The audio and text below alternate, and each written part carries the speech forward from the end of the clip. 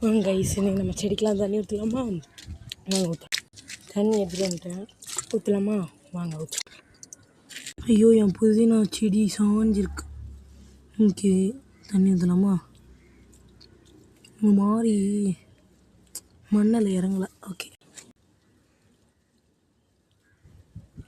Okay மிளகா செடி இது லைட்டாக இப்படி தெளிச்சே விடுவோம்.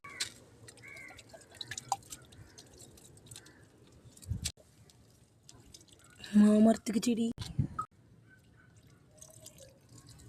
இந்த மிளகா செடிக்கு ஊற்றிக்கலாம்.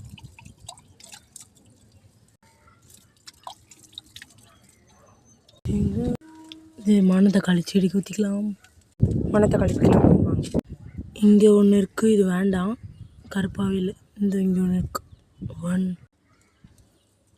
இங்கே கொஞ்சம் இது பிச்சுக்கலாம், இது பறிச்சுக்கலாம்,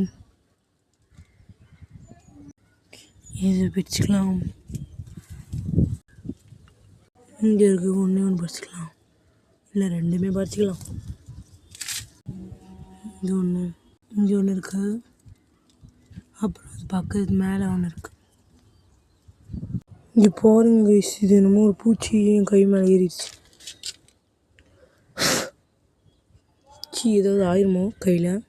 அவ்வளோதான் கைஸ், மணத்தக்காளி காலி எல்லாமே பறிச்சாச்சு. நெக்ஸ்ட்டு கரும்புக்கெல்லாம் ஊற்றலாம்.